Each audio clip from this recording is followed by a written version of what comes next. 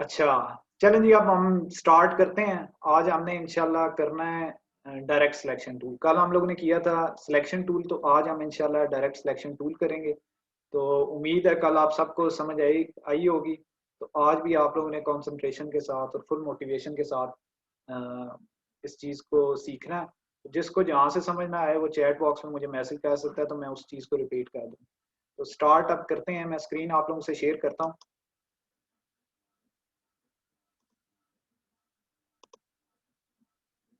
चलिए, तो ये अब स्क्रीन सबको शो हो रही है।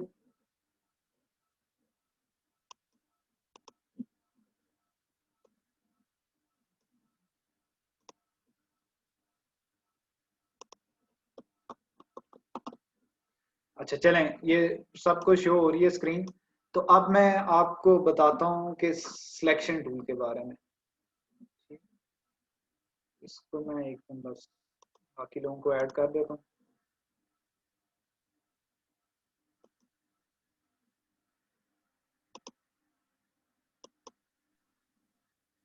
अच्छा, जिसका माइक ऑन है काइंडली माइक अपना ऑफ कर दें, तो हम फिर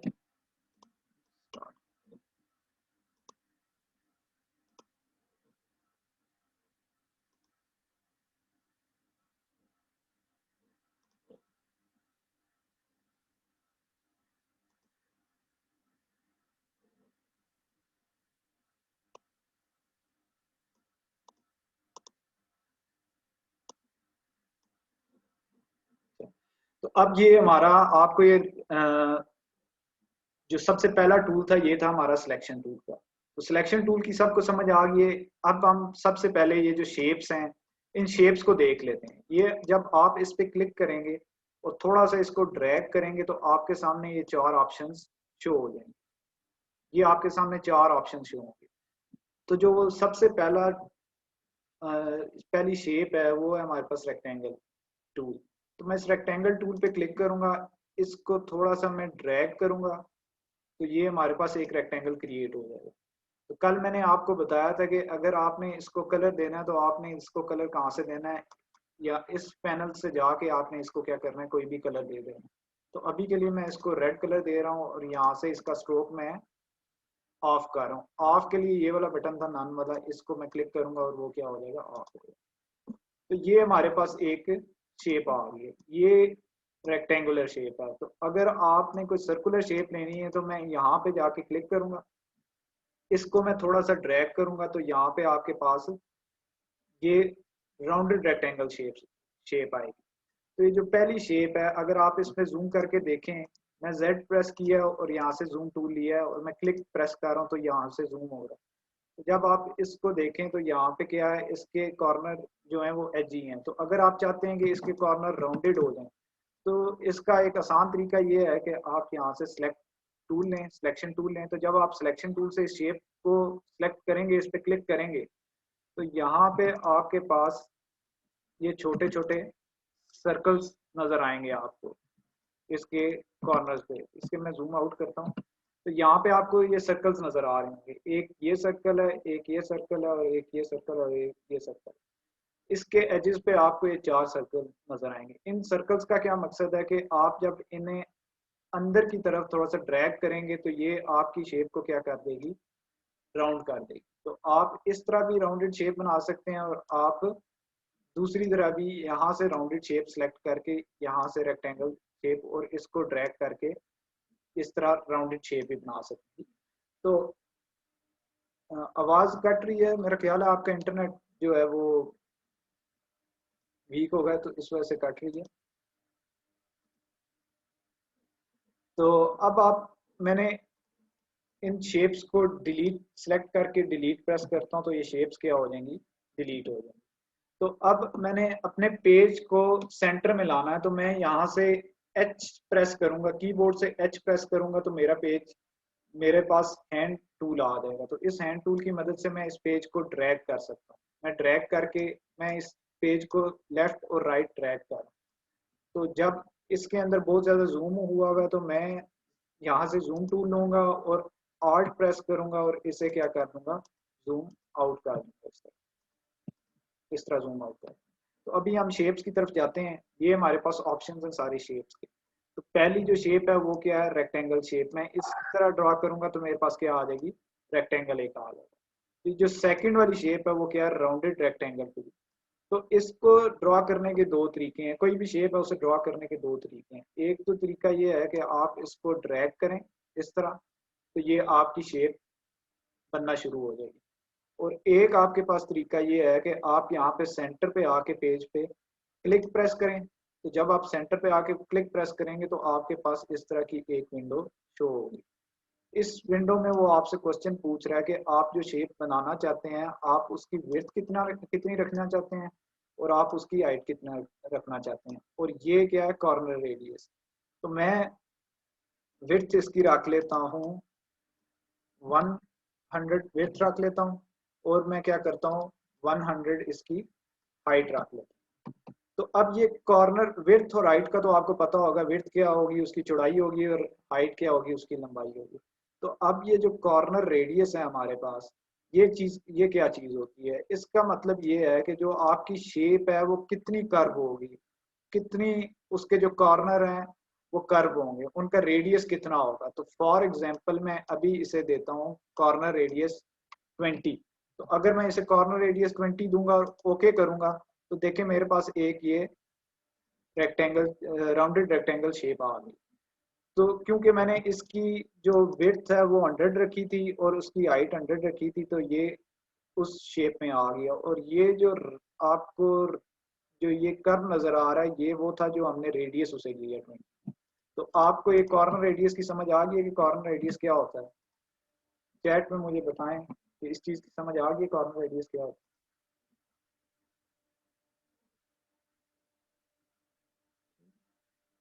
तो अभी मैं ये करता हूँ कि फुल स्क्रीन आपको शो करता हूँ, ठीक है। फुल स्क्रीन शो हो रही है अब आप लोगों को?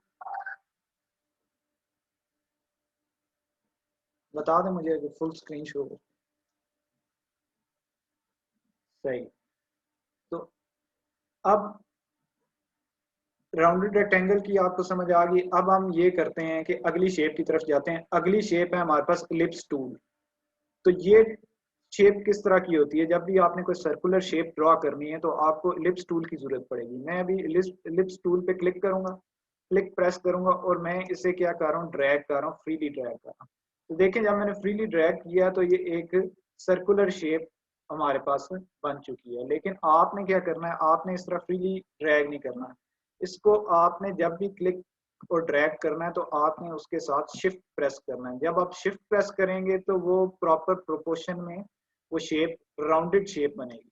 अगर आप शिफ्ट नहीं प्रेस करेंगे तो वो शेप, और शिफ्ट नहीं प्रेस करेंगे और उस तरह ड्रैग करेंगे तो वो आपकी शेप इस तरह बनेगी, या आपकी शेप इस तरह बनेगी कि वो प्रॉपर प्रोपोर्शन में नहीं होगी, वो ओवल टाइप शेप होगी।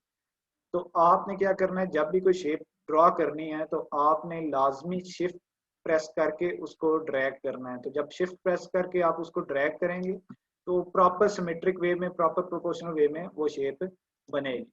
तो शिफ्ट का फंक्शन आपको पता चल गया कि हम शिफ्ट क्यों प्रेस करते हैं।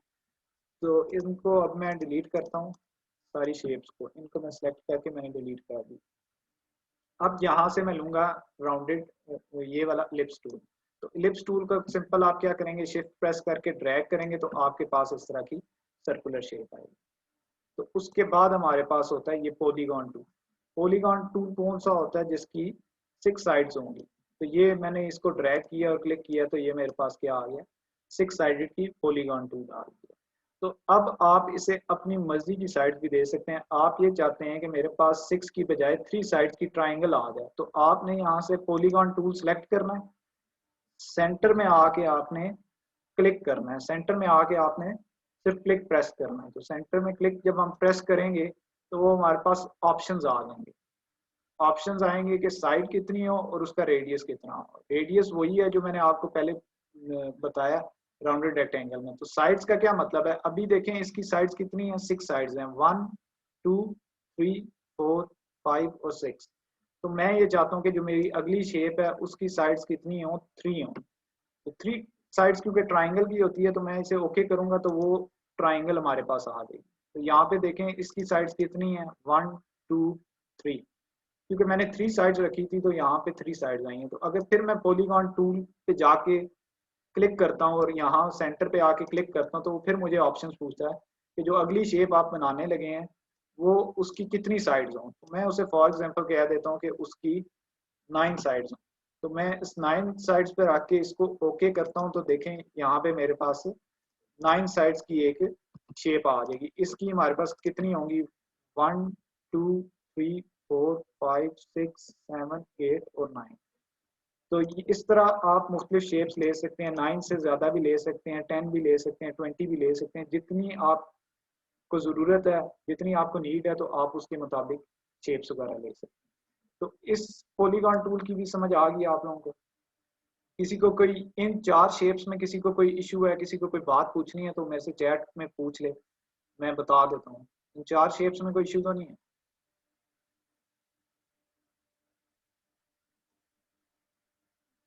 चलें सही है। तो अब हम अगली शेप की तरफ जाते हैं। अगली है हमारे पास स्टार टूल। तो स्टार टूल भी उसी तरह मैं अगर फ्रीली ड्रैग करूंगा तो हमारे पास इस शेप में स्टार क्रिएट होगा। अभी मैंने कोई शिफ्ट नहीं प्रेस किया, कोई कुछ नहीं प्रेस किया, तो देखें हमारे पास इस शेप में ये स्टार बन चुका है।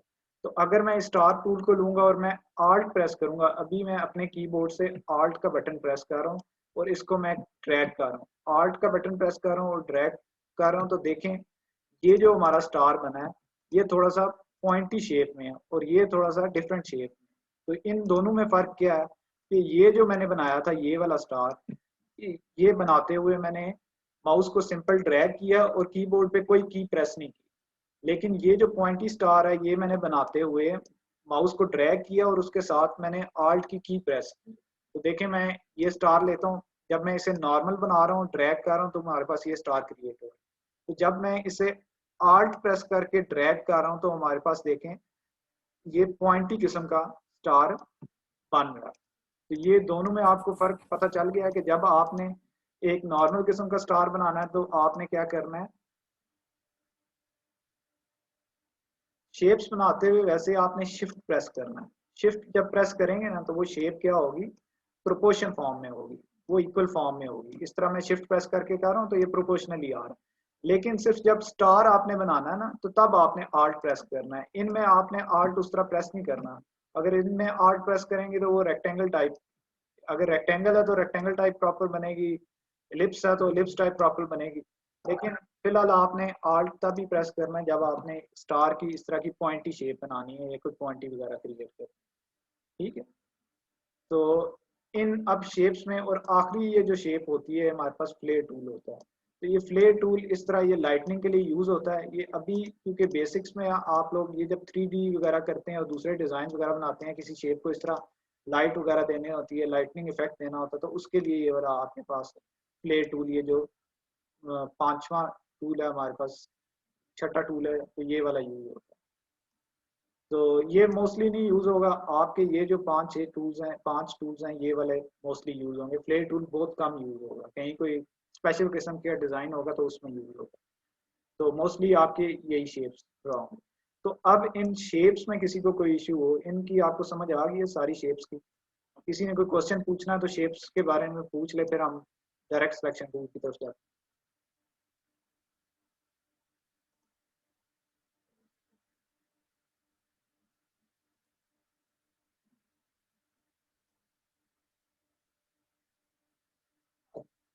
अच्छा, मुंतहा खान साहब कह रहे हैं कि फ्लेयर टूल का फिर बता दें।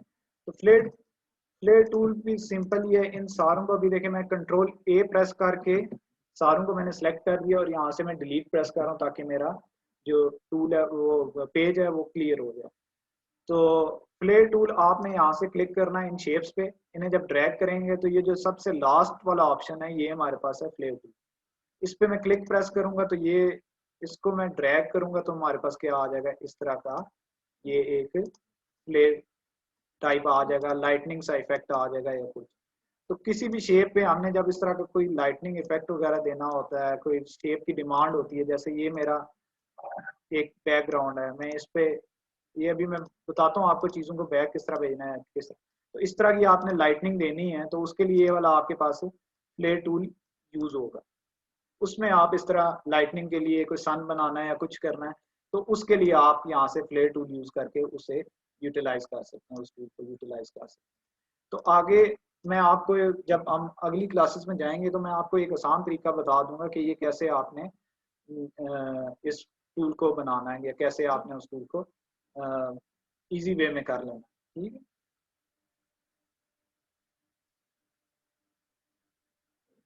लाइन सेगमेंट भी सेम ही है। वो लाइन, वो ये वाला लाइन टूल होगा वो आपका, क्योंकि पुराना होगा तो वो लाइन सेगमेंट टूल ये होता है। लाइन सेगमेंट टूल का क्या काम होता है कि सिंपल आपने अगर कोई लाइन ड्रॉ करनी है तो आप इस तरह ये लाइन ड्रॉ कर सकते हैं। ठीक है, तो अभी ये मैंने लाइन ड्रॉ की है, डिसअपीयर हो गई है। डिसअपीयर क्यों हो गई है? क्योंकि यहाँ पे मैंने ना इसे कोई कलर दिया हुआ है ना इसे मैंने कोई स्ट्रोक दिया हुआ है। तो यहाँ से मैं इसे स्ट्रोक दे दूंगा तो ये हमारे पास लाइन आ गई। तो लाइन सेगमेंट टूल का सिंपल ये काम है कि अगर आपने लाइन बनानी है इस तरह की तो वो लाइन आपकी क्या होगी, क्रिएट होगी। ठीक है, तो ये पुराने वेरिएंट्स में लाइन है। तो अगर आपने लाइन बिल्कुल स्ट्रेट बनानी है तो आपने क्या करना है, शिफ्ट प्रेस करना है। तो इस तरह आपकी लाइन एक स्ट्रेट लाइन क्रिएट होगी। उसके बाद यहाँ से लाइन सेगमेंट के साथ ये आर्क टूल भी होता है और ये टूल हम आगे आगे साथ साथ करेंगे। तो पहले आपको ये जो 5 टूल्स हैं इन सारों की समझ आ गई है? किसी को इसमें कोई इश्यू तो नहीं है?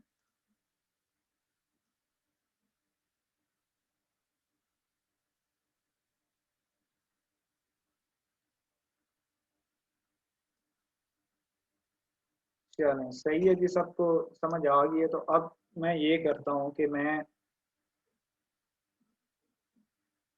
यहाँ से एक शेप ले लेता हूँ। मैं एक यहाँ से रेक्टेंगल ले रहा हूँ। मैं इसको सिंपल इस तरह ड्रैग कर रहा हूँ, माउस से क्लिक प्रेस करके इसको ड्रैग कर रहा हूँ। ये मेरे पास एक रेक्टेंगल क्रिएट हो गया। फिर मैं इधर शेप टूल पे जाता हूँ। मैं यहाँ से एक, बल्कि मैं लाइन सेगमेंट पे जाता हूँ, मैं यहाँ से एक लाइन सेलेक्ट कर लेता हूँ। अब मैं इस लाइन, यहाँ से लाइन लेके इसको शिफ्ट प्रेस करके एक मैंने क्या किया, लाइन ड्रॉ कर। ठीक है, तो अब जो हमारा नेक्स्ट टूल है वो ये है डायरेक्ट सिलेक्शन टूल। कल हमने सिलेक्शन टूल किया था। सिलेक्शन टूल का सबको पता है कि उसके क्या काम होते हैं, कि आप उसकी मदद से शेप को मूव कर सकते हैं, आप उसकी मदद से शेप को रोटेट कर सकते हैं, आप उसकी मदद से शेप को स्केल डाउन कर सकते हैं, स्केल अप कर सकते हैं, और आप उसकी मदद से क्या कर सकते हैं, किसी भी चीज़ की सिलेक्शन कर सकते हैं, इस तरह सिलेक्शन कर सकते हैं। ठीक है, ये हमने कल पढ़ा था सिलेक्शन टूल। तो आज हमने पढ़ना है ये डायरेक्ट सिलेक्शन टूल। उससे पहले मैं आपको ये बता दूं कि जब हम किसी चीज़ को सिलेक्ट करते हैं तो आपको यहाँ पे ये वाले पॉइंट्स नज़र आ रहे होंगे। तो देखिए, जब मैं इन पे कलर लेके कर्सर लेके जाता हूँ तो वो क्या शो कर रहा है कि ये ऊपर लिखा हुआ आता है, ये क्या है, एंकर। तो ये एंकर पॉइंट है इसका। इस पे मैं जब कर्सर लेके जाता हूँ वो भी क्या होता है, एंकर। ये भी एंकर पॉइंट है इसका, उसके बाद ये भी एंकर पॉइंट है, उसके बाद ये भी एंकर पॉइंट है। तो इसमें 4 एंकर पॉइंट्स। तो मुख्तलिफ जो शेप्स होती हैं, हर शेप में एंकर पॉइंट्स होते हैं। एंकर पॉइंट मिलके पाथ बनाते हैं और पाथ मिलके एक पूरी शेप बनाते हैं। तो ये जो आपको छोटे छोटे बॉक्सेस नजर आ रहे हैं इनको हम कहते हैं बाउंड्री बॉक्स। ये बॉक्स, ये बॉक्स, ये बॉक्स और ये बॉक्स, इनको हम बाउंड्री बॉक्स कहते हैं।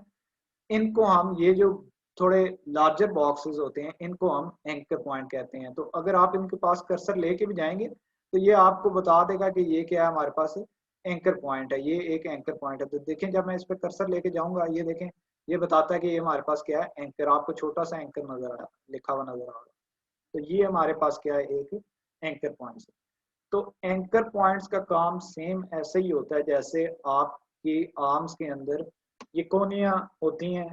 तो ये भी क्या होती हैं, एंकर पॉइंट्स, जॉइंट्स जो होते हैं ये भी एंकर पॉइंट्स का काम करते हैं। तो इन एंकर पॉइंट्स की मदद से आप क्या कर सकते हैं, जैसे आपके जॉइंट्स हैं तो आप जॉइंट्स के जरिए अपनी आर्म्स को मूव कर सकते हैं। उसी तरह इनका भी फंक्शन सेम होता है कि इन एंकर पॉइंट्स की मदद से आप क्या कर सकते हैं, शेप को मॉडिफाई कर सकते हैं और मूव कर सकते हैं। तो अभी मैं यहाँ से लूंगा डायरेक्ट सिलेक्शन टूल। तो डायरेक्ट सिलेक्शन टूल का भी क्या काम होता है कि वो क्या करता है कि किसी भी शेप को आपने मॉडिफाई करना है या किसी भी एंकर पॉइंट को आपने सेलेक्ट करके, ये देखें जब मैं इस पे कर्सर लेके जाता हूँ तो आपको एंकर लिखा हुआ नजर आ रहा है। तो इस डायरेक्ट सिलेक्शन टूल का क्या काम होता है कि किसी भी आपने एंकर पॉइंट को मॉडिफाई कर सकते हैं, अपनी मर्जी से उसको कस्टमाइज कर सकते हैं। तो जैसे देखें इस लाइन पे मैं आता हूँ, तो इसका एक फंक्शन तो बिल्कुल सेम होता है कि किसी भी चीज को आपने सेलेक्ट करना है तो आप डायरेक्ट सिलेक्शन टूल भी यूज कर सकते हैं, आप सिलेक्शन टूल भी यूज कर सकते हैं। लेकिन ये डिफरेंट कैसे है सिलेक्शन टूल से कि देखें जब मैं इस पे क्लिक करता हूँ, यहाँ पे मैंने क्लिक किया, तो अब ये शेप हमारे पास सिलेक्ट हो गई है, इसको मैं मूव भी कर सकता हूँ। इस डायरेक्ट सिलेक्शन टूल की मदद से मैं इसको मूव भी कर सकता हूँ, इसको मैं मूव कर रहा हूँ डायरेक्ट सिलेक्शन टूल की मदद से। तो एक तो जो इसका फंक्शन है वो सेम है सिलेक्शन टूल की मदद से, लेकिन इसमें इशू क्या है कि ये हमें इसको स्केल, देखें जब मैं कर्सर को कॉर्नर पे लेके जा रहा हूँ तो ये ऑप्शन नहीं हमें देता कि मैं इसे स्केल अप कर सकूं या स्केल डाउन कर सकूं। यहाँ से देखें मैं सिलेक्शन टूल लेता हूँ तो मैं इस पे क्लिक करता हूँ, तो इसके कॉर्नर पे लेके जाता हूँ तो ये देखिए मुझे ऑप्शन दे रहा है कि मैं इसे स्केल अप करूँ या स्केल डाउन करूँ। लेकिन जब मैं डायरेक्ट सिलेक्शन टूल लेता हूँ तो मैं यहाँ पे कर्सर लेके जाता हूँ तो ये मुझे ऑप्शन नहीं दे रहा कि इसे मैं स्केल अप करूँ या स्केल डाउन करूँ। तो इस लिहाज से ये मुख्तलिफ है सिलेक्शन टूल से। और इसका काम क्या होता है कि देखें अब मैं ये एंकर पॉइंट है, मैं इस एंकर पॉइंट पे क्लिक करता हूँ तो मैं अब इस एंकर पॉइंट को अपनी मर्जी से मूव कर सकता हूँ इस एंगल पे। ये देखिए मैंने लाइन जो बेंड जो नीचे की तरफ थी उसको मैं ड्रैग करके ऊपर की तरफ ले आया, फिर मैं इसे ड्रैग करके इस तरफ लेके आ सकता हूँ। ये मैंने इसके एक एंकर पॉइंट को सिलेक्ट किया। अब देखें मैं जूम इसमें कर रहा हूँ, यहाँ से मैंने डायरेक्ट सिलेक्शन टूल लिया। अब इसकी मदद से मैं क्या करूंगा, इस पॉइंट पे क्लिक करूंगा और इसको देखें मैं यहाँ से ड्रैग कर रहा हूँ। मैं बड़ा भी कर सकता हूँ, इस तरफ भी ड्रैग कर सकता हूँ, इस तरफ भी ड्रैग कर सकता हूँ और इस तरफ भी ड्रैग कर सकता हूँ। तो ये जो डायरेक्ट सिलेक्शन टूल होता है इसका क्या काम होता है कि आप किसी भी शेप को मॉडिफाई कर सकते हैं, किसी भी एंकर पॉइंट को सिलेक्ट करके आप उस शेप को क्या कर सकते हैं, मॉडिफाई कर सकते हैं अपनी मर्जी। जैसे ये अब हमारे पास ये वाला रेक्टेंगल था, रेक्टेंगल है, मैं यहाँ से डायरेक्ट सिलेक्शन टूल लेता हूँ। अब इसके एंकर पॉइंट्स कौन सा है, ये वाला एक एंकर पॉइंट है, ये वाला एक एंकर पॉइंट है, फिर ये वाला एंकर पॉइंट है और ये एंकर पॉइंट है। इसके हमारे पास 4 एंकर पॉइंट। तो मैं इस एंकर पॉइंट पे जाके क्लिक करूंगा तो देखें ये एंकर पॉइंट आपको अब ब्लू होता हुआ नजर आएगा। ये देखें ये ब्लू हो चुका है, इसका मतलब है कि आपने ये वाला एंकर पॉइंट डायरेक्ट सिलेक्शन से सिलेक्ट कर लिया। अब मैं इसमें जूम आउट करूंगा, इस तरह जूम आउट करूंगा तो यहाँ से मैं डायरेक्ट सिलेक्शन टूल लूंगा। अब मैं इस पॉइंट पे क्लिक करके इसको ड्रैग करूंगा तो ये क्या होगा, शेप हमारे पास मॉडिफाई हो गई। मैं इसको किसी भी एंगल पे मूव कर सकता हूँ। ये देखिए मैं इसको यहाँ पे लेके जा सकता हूँ, इसको मैं यहाँ से यहाँ लेके जा सकता हूँ, इसको मैं यहाँ से यहाँ लेके जा सकता हूँ, तो इसको मैं फिलहाल इधर आके। तो ये डायरेक्ट सिलेक्शन टूल किस लिए यूज होता है कि आप इसकी मदद से शेप्स को मॉडिफाई कर सकते हैं। जैसे देखें मैं यहाँ से यहाँ पे क्लिक करता हूँ और इसे मैं ड्रैग करता हूँ तो ये शेप मॉडिफाई हो रही है। इसको मैं ड्रैग करता हूँ, इसको मैं इधर ले आया हूँ, इसको मैं इधर ले आया हूँ। तो इस शेप को आप अपनी मर्जी से क्या कर सकते हैं, मॉडिफाई कर सकते हैं। अब मैं अपने कीबोर्ड से कंट्रोल Z प्रेस करूंगा, वो पिछले स्टेप पे चला जाएगा, फिर कंट्रोल Z प्रेस करूंगा पिछले स्टेप पे, कंट्रोल Z वो पिछले, कंट्रोल Z पिछले, कंट्रोल Z पीछे, और मेन हमारी ये शेप आ गई। तो अब आपको ये डायरेक्ट सिलेक्शन टूल का काम समझ में आया है कि इसकी मदद से हम क्या करते हैं कि किसी भी पॉइंट को सिलेक्ट करते हैं, एंकर पॉइंट को, उस पर जाके हम क्लिक करते हैं, फिर उसकी मदद से हम शेप को क्या कर लेते हैं, इस तरह ट्रांसफॉर्म कर लेते हैं। इसको यहाँ पे कर सकते हैं, यहाँ पे कर सकते हैं, इस पॉइंट पे मैं क्लिक करके यहाँ पे कर सकता हूँ, ऐसे कर सकता हूँ। तो इस टूल की मदद से हम क्या करते हैं, मुख्तलिफ शेप्स बनाते हैं, जिस तरह की हमें शेप चाहिए होती है उसे हम ट्रांसफॉर्म करके उस तरह की शेप बना लेते हैं। ठीक है। लाइन के सेंटर से, उजैफा ने पूछा लाइन के सेंटर से भी सिलेक्ट कर सकते हैं, तो लाइन के सेंटर से सिलेक्ट नहीं कर सकते, आप सिर्फ उसी जगह से सिलेक्ट कर सकते हैं जहां पे आपका एंकर पॉइंट मौजूद हो। ये देखिए मैं लाइन के सेंटर पे लाता हूँ ना तो कोई ऑप्शन नहीं मेरे पास आ रहा, देखिए यहाँ पे कोई एंकर लिखा हुआ नहीं आ रहा, आपको यहाँ पे छोटा सा, ये मैं लाइन के सेंटर पे ले गया हूँ तो यहाँ पे आपको छोटा सा ये पिंक कलर का पाथ लिखा हुआ नजर आ रहा होगा। जब देखें मैं मूव कर रहा हूँ तो आपको ये पाथ लिखा हुआ नजर आ रहा होगा। तो यहाँ पे क्योंकि एंकर पॉइंट कोई नहीं है तो हम इस पार्ट को मूव नहीं कर सकते। लेकिन जब देखें यहाँ पे मैं लेके जाता हूँ, आपको यहाँ पे ये एंकर पॉइंट नजर आ रहा होगा। जब मैं यहाँ पे कर्सर लेके जाता हूँ तो यहाँ पे आपको छोटा सा इसका कलर मैं यहाँ से स्ट्रोक का चेंज कर रहा हूँ ताकि वो आपको वर्डिंग नजर आ जाए। मैं इसको ब्लू कर रहा हूँ, ठीक है, ताकि आपको वर्डिंग नजर आ जाए। तो देखिए जब मैं यहाँ पे कर्सर लेके जाता हूँ तो यहाँ पे आपको छोटा सा ये एंकर लिखा हुआ नजर आ रहा होगा। तो जहां पे भी एंकर पॉइंट होगा वहां पे आप क्लिक करके उस शेप को मॉडिफाई कर सकते हैं। उस क्योंकि यहाँ पे एंकर पॉइंट था तो मैं यहाँ एंकर पॉइंट पे क्लिक किया और इसको मैंने क्या कर लिया, इस तरह मॉडिफाई कर लिया। यहाँ पे एंकर पॉइंट हमारे पास नहीं है तो मैं इसे मॉडिफाई अभी नहीं कर सकता। आगे मैं आपको यहाँ से एक टूल बताऊंगा, ये हमारे पास पेन टूल के साथ ये वाला ऑप्शन होता है ऐड एंकर पॉइंट। तो हम अगर ये चाहते हैं, मैं ये चाहता हूँ कि मैं इस लाइन को यहाँ से मॉडिफाई करूँ, तो मैं यहाँ से पेन टूल के सेकंड ऑप्शन ये जो ऐड एंकर पॉइंट है इस पे जाके क्लिक करूंगा और यहाँ पे मैं एक एंकर पॉइंट ऐड करूंगा। तो देखें जब मैं यहाँ पे क्लिक किया तो यहाँ पे क्या आ गया, एंकर। तो यहाँ पे मैंने अब एक एंकर पॉइंट ऐड कर लिया। फिर मैं यहाँ से डायरेक्ट सिलेक्शन टूल लूंगा और उस एंकर पॉइंट पे जाके मैं क्या करूंगा, क्लिक, और इसको यहाँ से अब मॉडिफाई कर। तो जिस जगह से भी आपने मॉडिफाई करना है वहां पे आप अपनी मर्जी से एंकर पॉइंट ऐड कर सकते हैं। उस एंकर पॉइंट को आप ऐड करके फिर उस शेप को मॉडिफाई कर सकते हैं। फॉर एग्जांपल मैं चाहता हूं कि मैं इस जगह से इस शेप को मॉडिफाई करूं, तो देखें अभी मेरे पास कोई एंकर पॉइंट मौजूद नहीं है। तो मैं क्या करूंगा, यहाँ से पेन टूल पे जाऊंगा, ऐड एंकर पॉइंट टूल वाले पे ऑप्शन को क्लिक करूंगा, यहाँ पे आके मैं एंकर पॉइंट ऐड करूंगा और ये डायरेक्ट सिलेक्शन टूल लूंगा। यहाँ पे फिर मैं आऊंगा, देखूंगा मेरे पास एंकर पॉइंट कहाँ पे है, तो यहाँ पे एंकर पॉइंट है। तो यहाँ से मैं क्लिक करके इसको ड्रैग कर लूँ। तो इससे मैं अपनी मर्जी की माउंटेन बनाना है या कोई शेप बनानी है तो मैं उसे अपनी मर्जी की शेप बना सकूँ। तो अब आपको इस डायरेक्ट सिलेक्शन टूल की समझ आ गई। इस डायरेक्ट सिलेक्शन टूल में किसी को कोई इश्यू हो,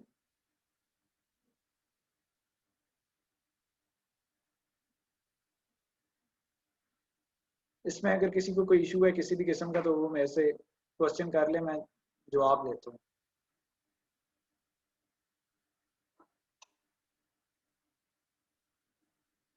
अच्छा चलें जी, सबको क्लियर है। तो अब मैं आपको इस चीज को मैं डिलीट करता हूँ। तो अब ये दोनों टूल आपको क्लियर हो गए होंगे। सिलेक्शन टूल का क्या काम होता है, इसकी मदद से हम चीज को सिलेक्ट कर सकते हैं।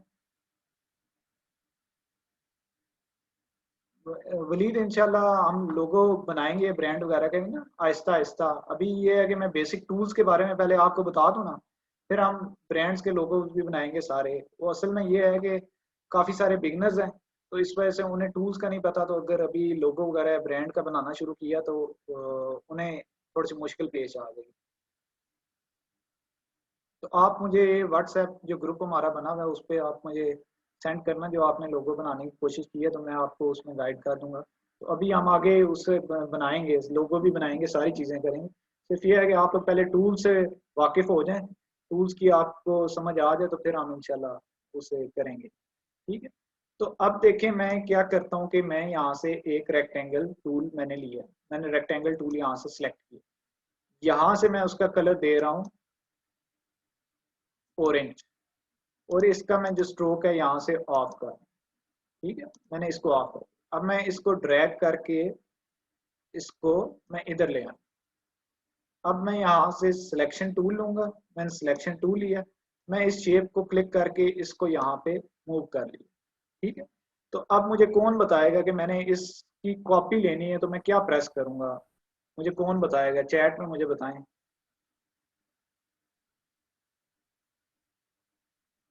क्या लेंगे, अनुषा ने बताया आल्ट। ठीक है, कंट्रोल डी उज़ैफा हम तब लेंगे जब हमें एक दफ़ा कॉपी कर लेंगे। एक दफ़ा जब पहली दफ़ा हम कॉपी कर लेंगे आल्ट प्रेस करके, फिर हम कंट्रोल डी प्रेस करेंगे, पहले नहीं करेंगे। ठीक है। तो बाकी सब ने सही बताया, आल्ट प्रेस करेंगे। तो अभी मैं आल्ट प्रेस करूंगा और इसको ड्रैग करूंगा। ठीक है। तो मैंने आल्ट प्रेस किया और ड्रैग किया, मेरे पास इसकी क्या क्रिएट होगी, एक कॉपी क्रिएट होगी। ठीक है। तो अब मैं अगर इसकी मजीद कॉपी करना चाहता हूं तो मैं कंट्रोल डी प्रेस करूंगा, कंट्रोल डी प्रेस करूंगा तो मजीद हमारे पास क्या हो जाएंगी, कॉपीज हो जाएंगी। तो ये है कि कंट्रोल डी प्रेस करने के लिए पहले आपको उसकी एक कॉपी लेना जरूरी है, ताकि इलिस्ट्रेटर को पता चले कि आपने क्या किया है, एक स्टेप ये कॉपी वाला किया तो उसे उसने रिपीट करना है बार बार। तो अब मैं यहाँ से सिलेक्शन टूल लूंगा, इस ऑरेंज पे मैं क्लिक करूंगा तो देखें यहाँ पे आपको ब्लू लाइन शो होंगी, इसका मतलब है ये हमारा ऑब्जेक्ट सेलेक्ट हो गया। तो जब ये ऑब्जेक्ट हमारा सेलेक्ट हो जाएगा फिर मैं कलर पैनल पे जाऊंगा, यहाँ से मैं इसे रेड चूज करूँ। ठीक है, फिर मैंने नेक्स्ट नेक्स्ट ऑब्जेक्ट चूज करना है तो मैं नेक्स्ट ऑब्जेक्ट पे क्लिक करूंगा, यहाँ से कलर के ऑप्शन पे जाऊंगा, यहाँ से इसको ब्लू कलर दे दूंगा। फिर मैं नेक्स्ट पे ऑब्जेक्ट पे जाके क्लिक करूंगा, फिर यहाँ से इसको मैं ग्रीन कलर दे। ठीक है, तो ये मेरे पास 4 ऑब्जेक्ट्स आ। अब मैं इन्हें मूव करूंगा, सबसे पहले मैं ग्रीन को मूव करके यहाँ पे ले आऊंगा। तो अब मैं रेड को क्लिक करूंगा, रेड को क्लिक करके मैं यहाँ पे ले आऊंगा। फिर मैं ब्लू को क्लिक करूंगा, ब्लू को क्लिक करके मैं यहाँ पे ले आऊंगा। तो अभी तक जितना मैंने स्टेप्स किए हैं इसमें किसी को कोई इश्यू तो नहीं है?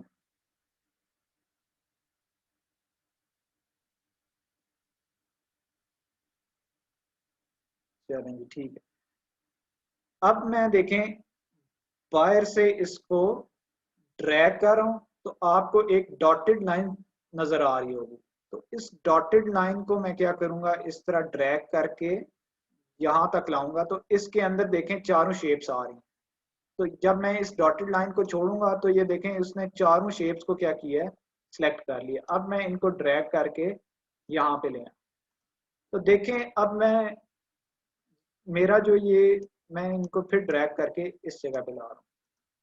अब ये देखें कि मैं ये चाहता हूँ कि ये जो रेड है ये सबसे पीछे है, इस टाइम ये रेड इस टाइम पीछे है। तो मैं ये चाहता हूँ कि रेड को मैं सबसे आगे ले आऊं। मेरे पास इस टाइम 4 ऑब्जेक्ट्स हैं, एक ये ऑब्जेक्ट है, एक ये ऑब्जेक्ट है, एक ये ऑब्जेक्ट है और एक ये ऑब्जेक्ट है। तो मैंने बताया था आपको इलस्ट्रेटर में हम इन शेप्स को या इनको हम ऑब्जेक्ट कहते हैं।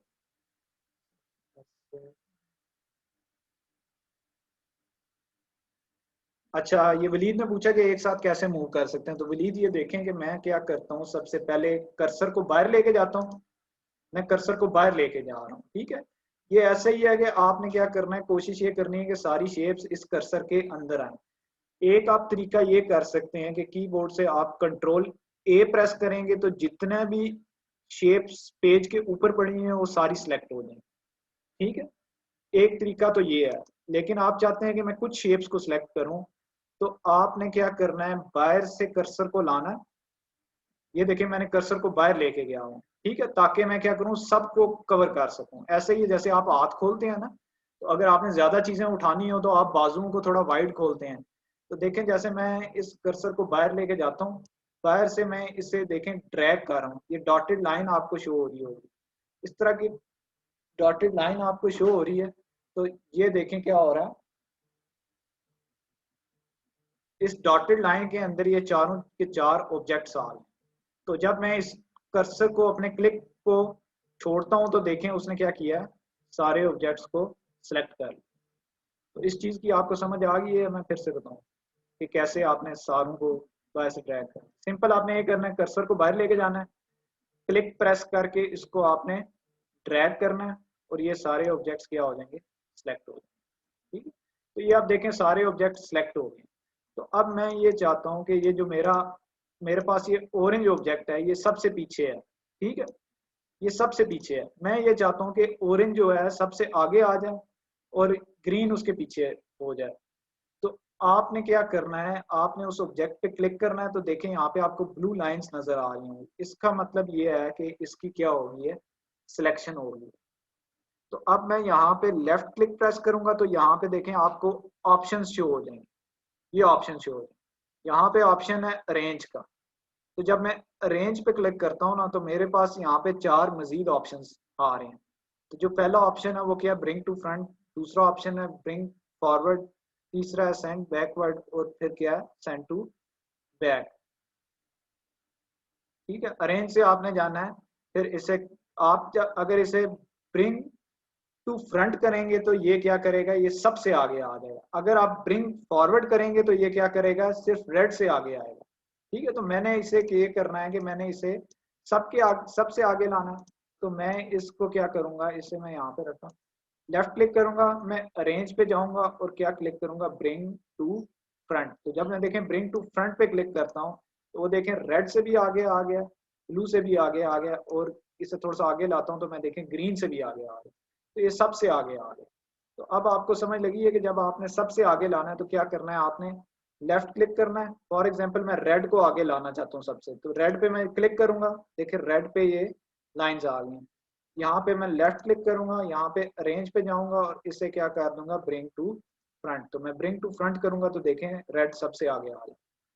तो अगर आप ये चाहते हैं कि जो ब्लू है वो एक स्टेप आगे है, वो सबसे आगे ना आए लेकिन क्या करे, एक स्टेप आगे है, तो आपने लेफ्ट क्लिक करना है, अरेंज पे जाना है और आपने क्या करना है, ब्रिंग फॉरवर्ड। तो ब्रिंग फॉरवर्ड करेंगे तो देखें ये ग्रीन से आगे आया, ऑरेंज के भी पीछे और रेड के भी पीछे। मैं ये चाहता हूँ कि एक स्टेप और आगे आ जाए, तो मैं इस पर लेफ्ट क्लिक करूंगा, अरेंज पे जाऊंगा और क्या करूंगा, ब्रिंग फॉरवर्ड। तो देखें ये ऑरेंज से आगे आ गया लेकिन रेड से पीछे है अभी भी। तो आपको ब्रिंग फॉरवर्ड की समझ आ गई है। तो अब अगर मैं ये चाहता हूं कि मैं इस ब्लू को वापस सबसे पीछे भेज दूं, तो आपने क्या करना है, लेफ्ट क्लिक करना है, अरेंज पे जाना है और क्या कर देना है, सेंड टू बैक। अगर मैं सेंड बैकवर्ड करूंगा तो वो एक स्टेप पीछे जाएगा, अगर सेंड टू बैक करूंगा तो वो सबसे पीछे चला जाएगा। तो देखें ये क्या हो गया, सबसे पीछे चला गया। तो आपको इस चीज की समझ आ गई है कि कैसे किसी चीज को आगे लाना है, कैसे किसी चीज को पीछे लाना है। इस चीज की समझ आ गई है आपको?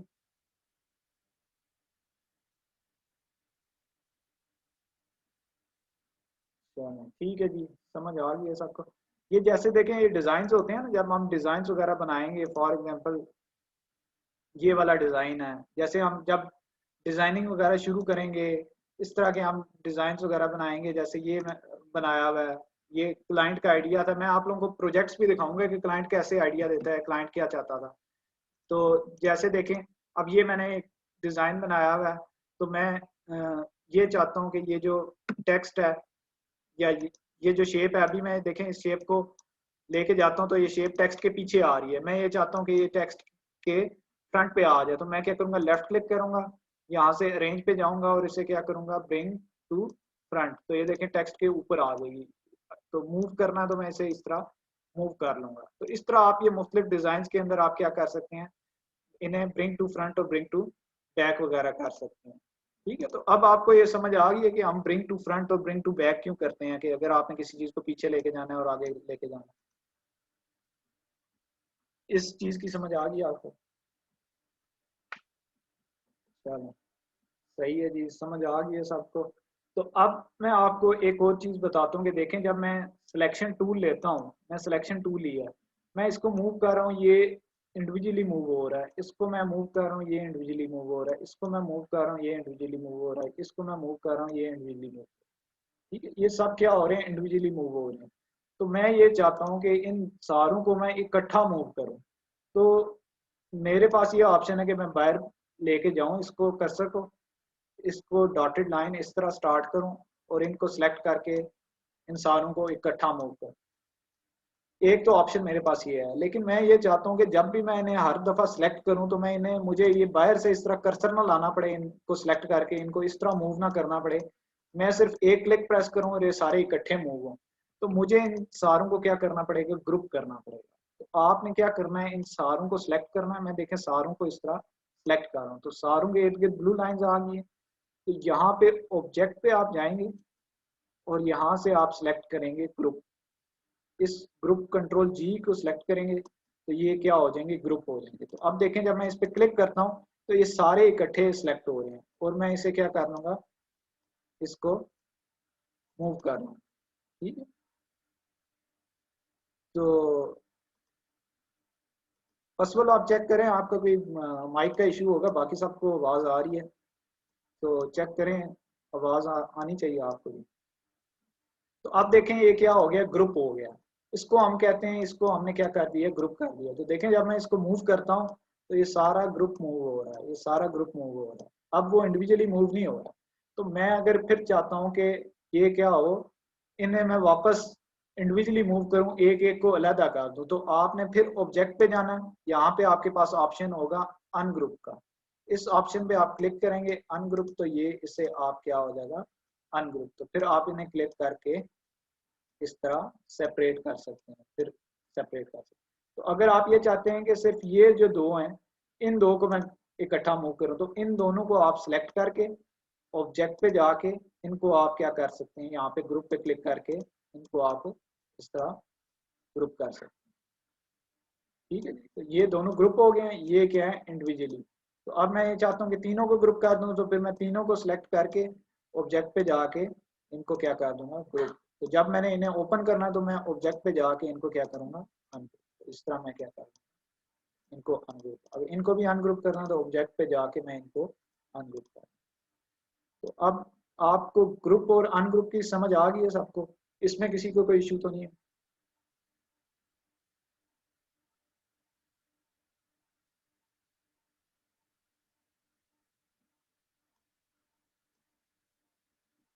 चलें ठीक है जी।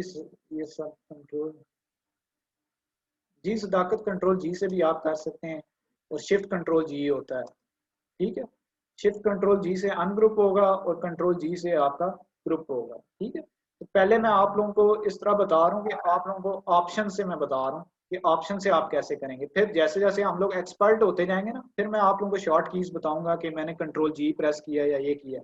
क्योंकि अगर अभी मैं आपको कंट्रोल जी और इस तरह बताऊंगा ना, तो आप लोग कंफ्यूज हो जाएंगे और आप लोग बाद में भूल जाएंगे। तो इस वजह से मैं आपको ऑप्शन से बता रहा हूँ कि पहले आप लोग ऑप्शन से कर लें, फिर हम इंशाल्लाह शॉर्ट कीज यूज करके ना इस तरह सेलेक्ट करके कंट्रोल जी करेंगे तो वो ग्रुप हो जाएगा। फिर इन सारों को सिलेक्ट करेंगे, इधर से कंट्रोल जी प्रेस करेंगे तो वो ग्रुप हो जाएगा। तो अगर मैं अभी इस तरह कंट्रोल जी प्रेस करूँ तो फिर आप लोग थोड़ा सा कंफ्यूज हो जाएंगे, आप लोगों को समझ नहीं आएगी कि ग्रुप कैसे हुआ। ठीक है, तो इन अब आप लोगों को आज की क्लास में इन सारी शेप्स का पता चल गया है।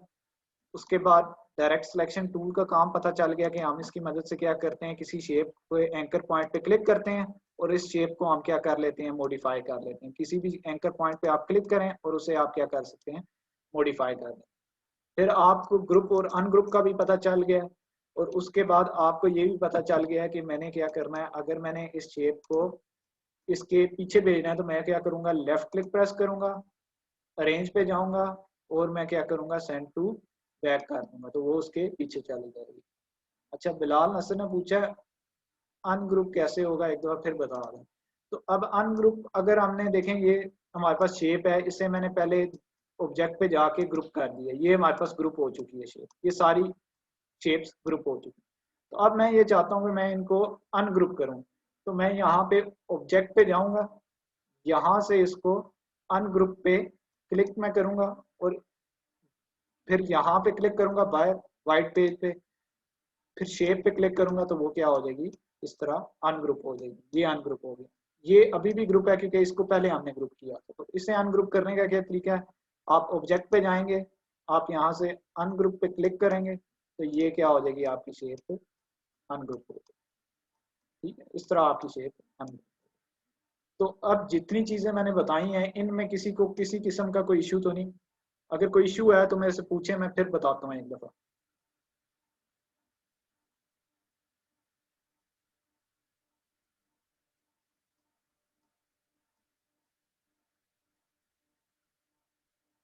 ठीक है, चलें।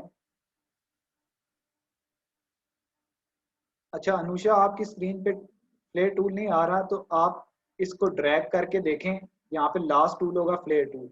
नहीं तो फिर जो आप वेरिएंट यूज कर रही है ना, वो आपका इलिस्ट्रेटर का वेरिएंट पुराना होगा। तो आप ये करेंगे एडोब का सीसी जो वेरिएंट है 2019 या 20, वो आप यूज कर सकते हैं। ठीक है, या 2021, तो उसमें ये नए जो वेरिएंट्स हैं उसके अंदर ये फ्लेयर टूल वाला ऑप्शन मौजूद है, बाकियों में सिर्फ ये 5 ऑप्शन मौजूद है। ठीक है, तो फ्लेयर टूल के लिए परेशान ना हो, इस टूल का इतना काम नहीं होगा। बहुत कोई कॉम्प्लिकेटेड डिज़ाइन हो या किसी कोई स्पेशल किस्म का डिज़ाइन हो, उसमें फ्लेयर टूल यूज़ होता है। तो वैसे ये जो आपकी 5 शेप्स हैं, हर डिज़ाइन में 5 शेप्स ही यूज़ होंगी। ठीक है, जितने भी हम डिज़ाइन बनाएंगे, जैसे ये डिज़ाइन है या ये डिज़ाइन है, देखें इसमें भी ये एलिप्स और ये वो टूल यूज़ हुए हैं, फ्लेयर टूल नहीं यूज़ हुआ। इसमें भी देखें फ्लेयर टूल कहीं पे भी यूज़ नहीं हुआ, इस डिज़ाइन में भी। ये डिज़ाइन है, इनमें कहीं भी फ्लेयर टूल नहीं यूज़ हुआ। तो फ्लेयर टूल की आप परेशानी ना करें, उसकी क्या है। तो अब ये हम देखें, अब मैं आपको नेक्स्ट टूल का बताता हूँ। स्क्रीन आपने बड़ी करनी है तो आप यहाँ से Z प्रेस करें, आपका जूम टूल आ जाएगा।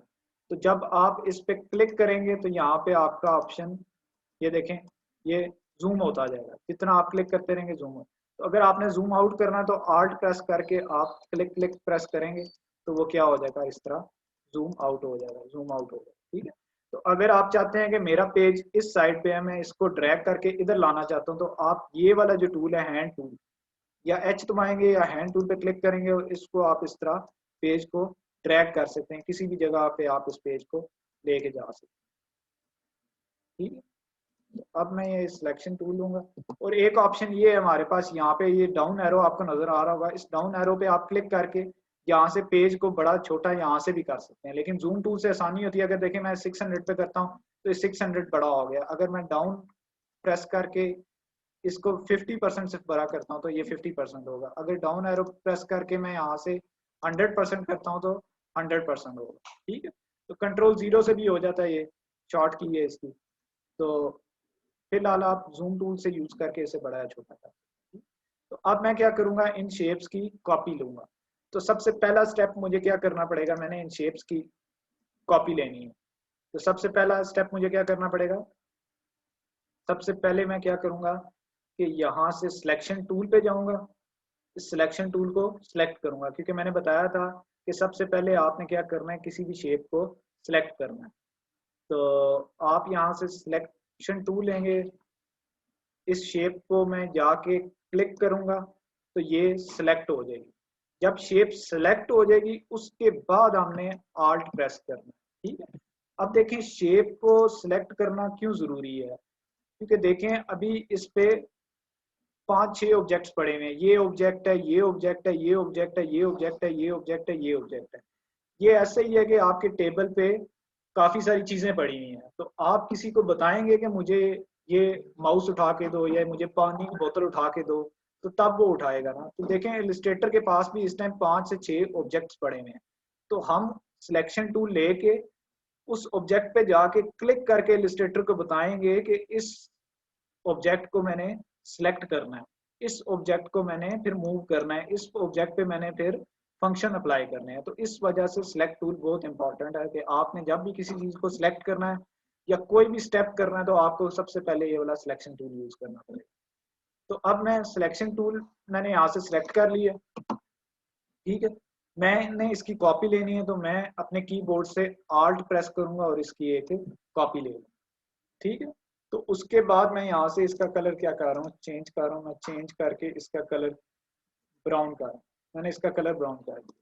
ठीक है, फिर मैं आल्ट प्रेस करके इसकी एक और कॉपी ले लेता हूँ, इसका कलर मैंने क्या कर दिया है, ब्लू कर दिया। फिर मैं आल्ट प्रेस करके इसकी एक और कॉपी ले रहा हूँ, फिर मैंने इसका कलर क्या कर दिया, रेड कर दिया। फिर मैंने आल्ट प्रेस करके इसकी एक और कॉपी लिया और इसका कलर मैंने क्या कर दिया, ब्लैक कर दिया। ठीक, तो अब ये देखें हमारे पास काफी सारे ऑब्जेक्ट्स आ गए। तो अब मैं आपको अगले टूल के बारे में बताता हूँ जो हमारे पास क्या है, मैजिक वैन टूल। इस मैजिक वैन टूल का क्या काम होता है कि जहाँ पे भी कोई आपके पास ऐसा ऑब्जेक्ट हो जिसका कलर, जिसमें कलर बहुत ज्यादा हो, तो आपने उस कलर को, स्पेसिफिक कलर को सिलेक्ट करना हो तो आप ये वाला मैजिक वैन टूल यूज करते हैं। फॉर एग्जांपल देखें, मैं ये चाहता हूँ कि मेरे पास जितना भी इस पेज पे ब्लू कलर पड़ा हुआ है मैं उसे सिलेक्ट करना चाहता हूँ। तो देखें मैं सिलेक्शन टूल लूंगा, एक को क्लिक प्रेस करूंगा, फिर शिफ्ट प्रेस करूंगा, एक को क्लिक प्रेस करूंगा, फिर शिफ्ट प्रेस करूंगा, एक को प्रेस करूंगा। तो इस तरह क्या होगा, मेरा टाइम यूटिलाइज होगा बहुत ज्यादा। तो मैं ये चाहता हूँ कि बजाय मैं टाइम यूटिलाइज करूं और एक एक को सिलेक्ट करके मैं उसका कलर चेंज करूं, मैं यहाँ से क्या लूंगा, मैजिक पेन टूल लूंगा। इस मैजिक पेन टूल से आप फिर क्या करेंगे, उस शेप पे जाके उस कलर पे जाके क्या प्रेस कर, क्लिक प्रेस करेंगे।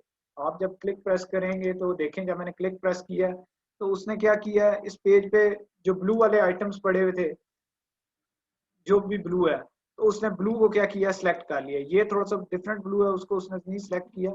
तो वैसे ये क्या करेगा, सारा जो भी ब्लू होगा आपका वो ब्लू सिलेक्ट कर लेगा।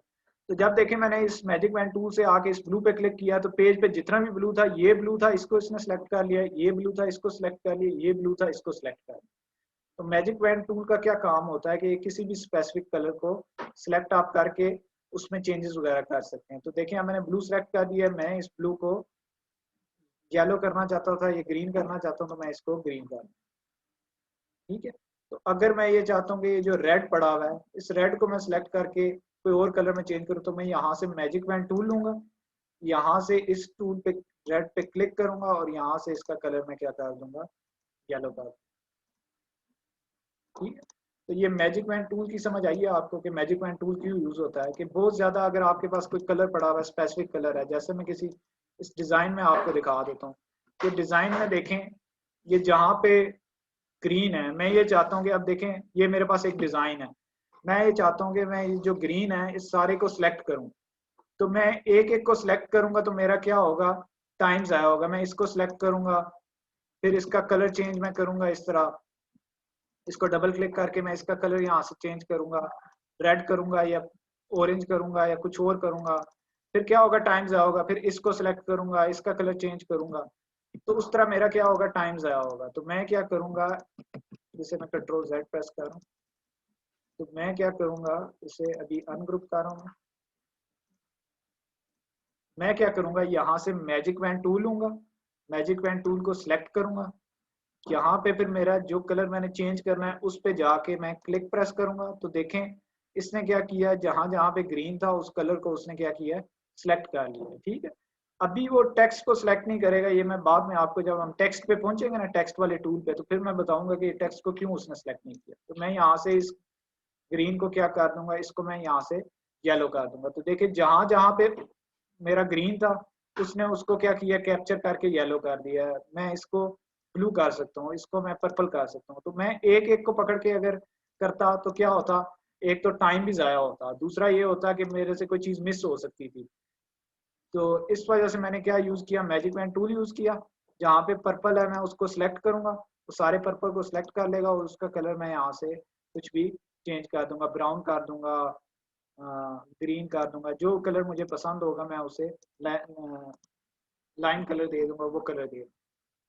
तो ये अब आपको मैजिक पेन टूल की समझ आ गई है।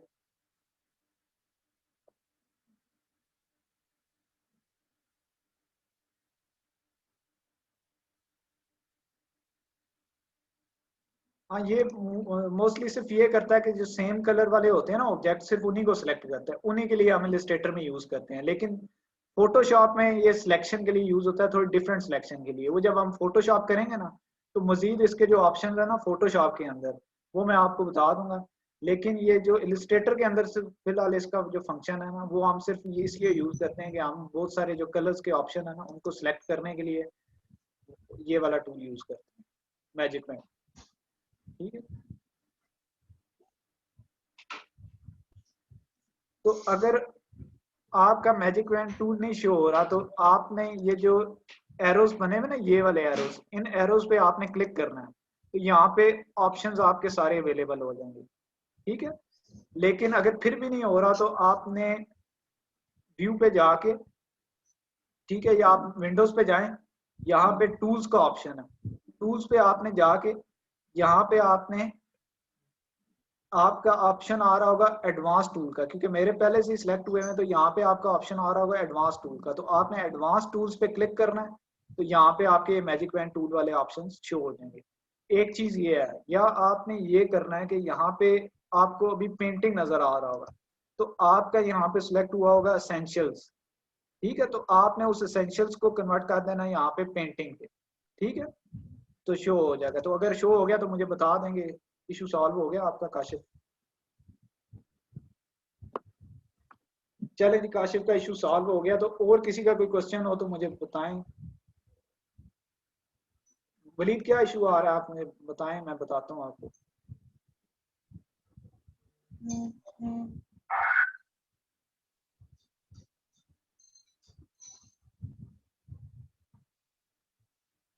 ठीक है। जो इशू है मुझे बताएं, मैं वो कर देता हूँ। तो अब यहाँ तक जो जो चीजें मैंने आपको बताई हैं, ये चीजें सारी आपको समझ आ गई है।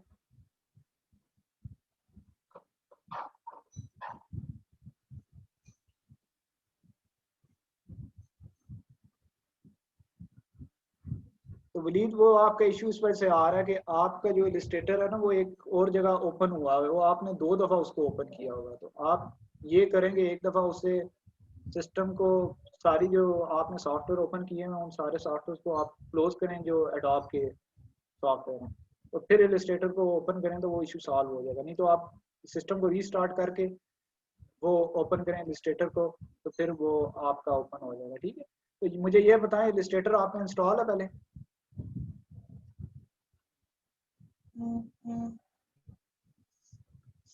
चले फिर ये है कि मैं आपके साथ टीम व्यूअर पे ना स्क्रीन शेयर करना आप मेरे साथ, तो मैं आपको वो चेक करके आपको बता दूंगा कल इंशाल्लाह। ठीक है, तो वैसे ये है कि रीस्टार्ट उसे करें तो हो जाना चाहिए। ठीक,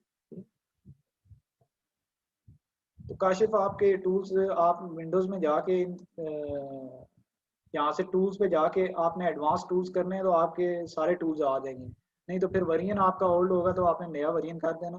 तो नए वेरिएंट में भी कोई 2-3 टूल्स न्यू है, बाकी सारे यही वाले हैं। तो अगर आपके शो ना हुए तो फिर आपने मुझे बता देना।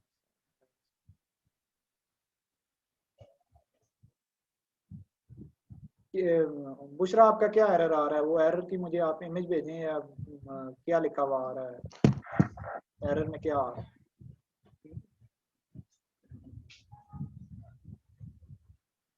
अच्छा, तो बाकी मुझे ये बताएंगे यहाँ तक जितनी चीज़ें मैंने बताई हैं सारी आपको क्लियर है?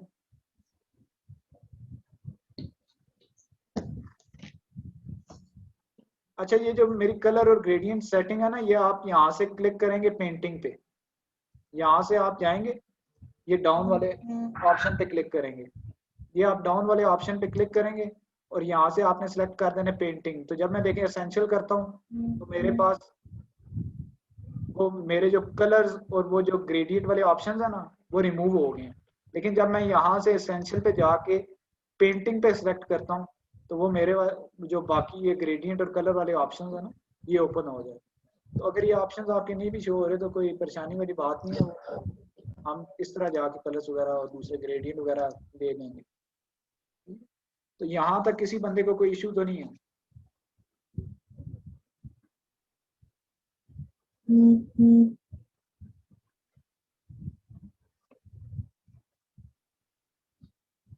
क्या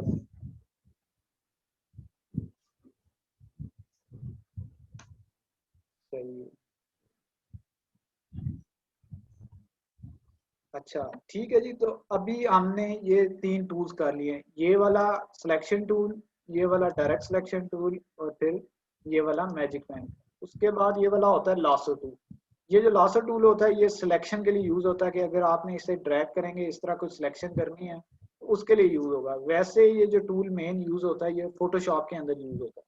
तो जब हम फोटोशॉप का करेंगे तो फिर ये वाला हम टूल तब यूज करेंगे, तब इस टूल की डिटेल्स में जाएंगे। इलस्ट्रेटर में इस टूल का इतना काम नहीं है क्योंकि मैं एक और प्रोफेशनल तरीके से आपको कटिंग और सिलेक्शन सिखा दूंगा, तो आपको इस टूल पे इतना जरूरत नहीं है अभी। ठीक है, ये वैसे सिर्फ सिलेक्शन के लिए या इस तरह कटिंग के लिए, अगर आपने इस तरह इस चीज को कट करना है या कोई इसी चीज की सिलेक्शन करनी है तो ये वाला टूल यूज होगा। तो इस टूल के का इतना काम नहीं है इलस्ट्रेटर के अंदर, फोटोशॉप के अंदर इसका बहुत काम है। जब हम फोटोशॉप के अंदर करेंगे तो इसको मजीद भी डिटेल में करेंगे। तो कल हमने ये करना है इंशाल्लाह पेन टूल, जो मोस्ट इम्पॉर्टेंट टूल है, ये वाला पेन टूल, तो इसको भी हम करेंगे। अभी मैं आप लोगों को थोड़ा सा फ्रीलांसिंग वगैरह के बारे में बता देता हूँ। तो इसके अलावा किसी के पास कोई क्वेश्चन है, कोई क्वेश्चन करना चाहता है तो वो कोई क्वेश्चन कर ले।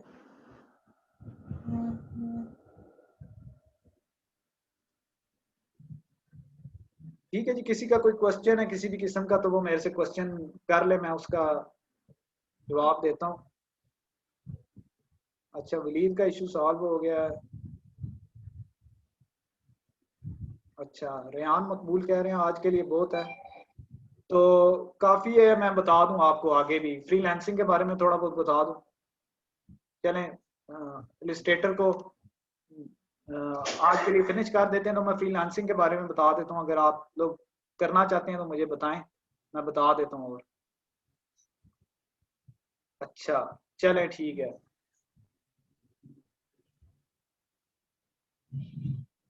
हम्म, चलें सही है वलीद, टाइम तो देते हैं आपको तो अच्छी चीज़ है। हमें भी खुशी होती है कि आप लोग सारे आए हुए हैं, तो पार्टिसिपेंट सारे आया करें तो इंशाल्लाह इसी तरह काम करना। तो अब मैं आपको कुछ फ्रीलांसिंग के बारे में बताता हूँ। ठीक है, अब देखें फ्रीलांसिंग क्या चीज होती है कि फ्रीलांसिंग में अपनी मर्जी की जगह, अपनी मर्जी का वक्त, अपनी मर्जी का काम और अपनी मर्जी का दाम। ठीक है। तो फ्रीलांसिंग में ये होता है कि आप टोटली अपने बॉस होते हो। आप रिमोटली बैठ के दुनिया के किसी भी कोने में बैठ के आप क्या कर सकते हो, किसी भी बंदे के लिए काम कर सकते हो, चाहे वो अमेरिका बैठा हुआ है, चाहे किधर भी बैठा हुआ है, आप रिमोटली किसी भी बंदे के लिए काम कर सकते हो फ्रीलांस बेसिस पे। तो अब फ्रीलांसिंग में मुख्तलिफ किस्म की जॉब्स होती हैं। जैसे आप लोग कर रहे हैं ग्राफिक डिजाइनिंग, तो आप लोग ये ग्राफिक डिजाइनिंग सीख के हम क्या करेंगे, एक दो वेबसाइट्स हैं उन पे हम अकाउंट्स वगैरह क्रिएट करेंगे। उन अकाउंट्स को क्रिएट करने के बाद मैं आपको सिखाऊंगा कि कैसे आप लोगों ने गिग बनानी है, कैसे आप लोगों ने डिस्क्रिप्शन लिखनी है, कैसे आप लोगों ने टाइटल लिखने हैं, तो कैसे आप लोगों ने क्या ऑर्डर लेना है, कैसे क्लाइंट से बात करनी है, कैसे अपनी गिग्स को आपने रैंक करना है। तो इंशाल्लाह वो साथ होके आपको कराएंगे। फिर टिप्स एंड ट्रिक्स के बारे में बताऊंगा कि जो हमें एक्सपीरियंस है, हमें 6 से 7 साल का इस चीज में एक्सपीरियंस है, तो हमने कैसे किया, हमने कैसे गिग्स अपनी रैंक करवाई है, कैसे टॉप सेलर हम रहे हैं, कैसे हमने प्रोजेक्ट्स लिए हैं, तो वो मैं आपको डिटेल में बताऊंगा। तो अभी मैं आपको देता हूँ इंट्रोडक्शन एक वेबसाइट का, fiverr.com का। तो मैं आपके साथ स्क्रीन शेयर करता हूँ अपनी। तो उस पे हम जाते हैं fiverr.com पे। तो मैं इसके बारे में आपको बताता हूँ। ठीक है। अब ये आपके पास वेबसाइट आ गई है fiverr.com। ठीक है। तो इस पे जो आप लोग जो स्किल सीख रहे हैं वो है ये ग्राफिक डिजाइन का। ये जो ग्राफिक डिजाइन वाला स्किल है ना, ये आप लोग सीख रहे हैं। ठीक है। तो इस ग्राफिक डिजाइन के अंदर लोगो डिजाइन भी आता है। तो आज हम ये करते हैं कि पहले लोगो डिजाइन को ओपन करके देखते हैं कि ये अगर हम स्किल सीख जाते हैं तो हमें इसका फायदा कितना होगा, हम कितना अर्न कर सकते हैं, इसके जरिए हम कितना कमा सकते हैं। तो मैं इस लोगो डिजाइन पे क्लिक करता हूँ। तो ये आपके सामने इस तरह की ये देखें गिग्स वगैरह ओपन हो गई हैं। ठीक है। ये जो चीज है ना, ये जो चीज आपको शो हो रही है, इसको हम कहते हैं gigs। मैं एक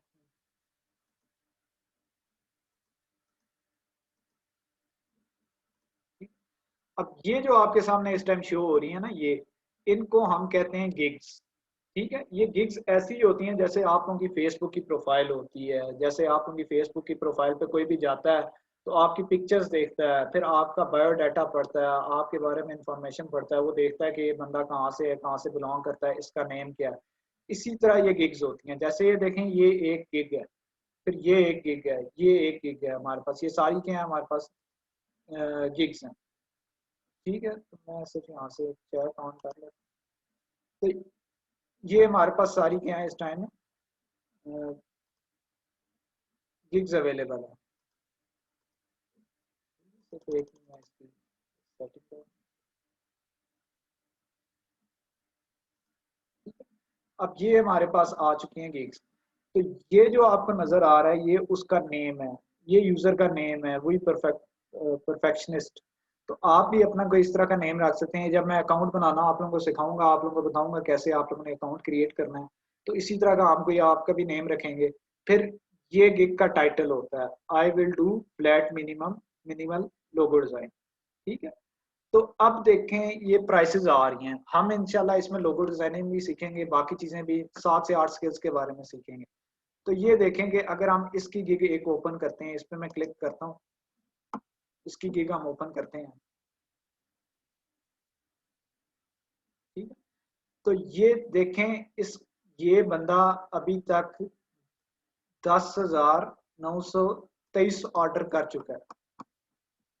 ठीक है। इसे मैं लाना, तो ये देखें ये 10,923 ऑर्डर्स कंप्लीट कर चुका है ये बंदा। ठीक है। इधर से मैं वीडियो ऑफ करता हूँ। तो ये बंदा आप देखें 10,923 ऑर्डर्स कंप्लीट कर चुका है और इसके पास 95 ऑर्डर इन क्यों हैं, इसके पास 95 ऑर्डर्स लगे हुए हैं जिन पे इसने काम करना। जो इसका बेसिक पैकेज है वो कितना है, $39.48, जो उसका बेसिक पैकेज है 48 यूरो है। ठीक है। तो यूरो की हम प्राइस देख लेते हैं यहाँ पे जाके, आजकल रेट क्या चल रहा है यूरो इन टू तो देखें 182 रुपीज का 1 यूरो है, ठीक है, 0.95। तो अब जो उसका बेसिक पैकेज है, वो उसका बेसिक पैकेज मैं यहाँ से ओपन करता हूँ। बेसिक पैकेज है 39.48। तो 39.48 को हम करते हैं कॉपी और यहाँ पे डाल जाके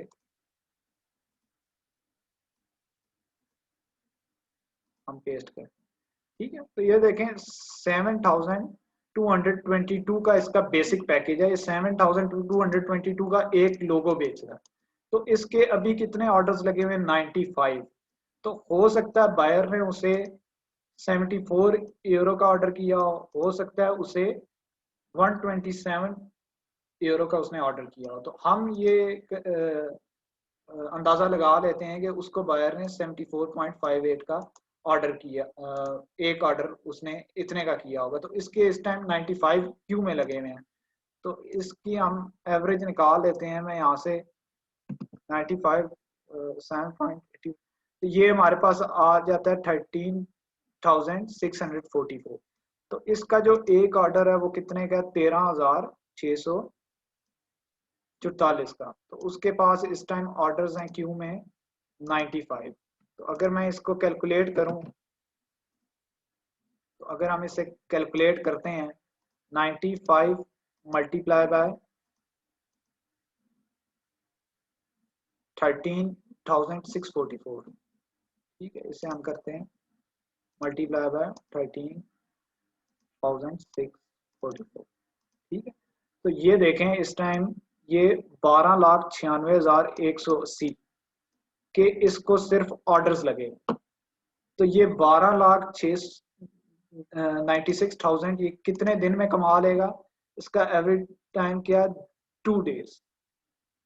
तो ये 2 दिन के अंदर या 2 से कर लें आप, थोड़ा मैक्सिमम टाइम भी रख लें। ये देखें 4 दिन के अंदर ये बंदा 13 लाख रुपया अप्रोक्सीमेटली कमा रहा है, ठीक है। तो ये एक अंदाजा है, हो सकता है उसे प्रीमियम पैकेज भी किया हो, उसने प्रीमियम पैकेज के भी ऑर्डर किए। तो ये इतना ज्यादा ये बंदा अर्न कर रहा है। तो फ्रीलांसिंग की ये मिनिमल लोगों की, असल में लोगों की भी काइंड्स होती हैं, मुख्तलिफ किस्म की काइंड्स होती हैं। जैसे आप लोग अपने कपड़े पहनते हैं ना, कोई कॉटन का होता है, कोई सिल्क का होता है, कोई वॉशन वेयर होता है। उसी तरह लोगोज की भी काफ़ी सारी काइंड्स होती हैं। प्रोफेशनल लोगो होते हैं, फिर मिनिमल लोगो होते हैं। मिनिमल लोगो वो होते हैं जो थोड़े से प्लेन किस्म के होते हैं, थोड़े सिंपल किस्म के होते हैं। जैसे ये देखें, ये मिनिमल लोगो है। ये क्या है? प्लेन किस्म के हैं, सिंपल किस्म के हैं।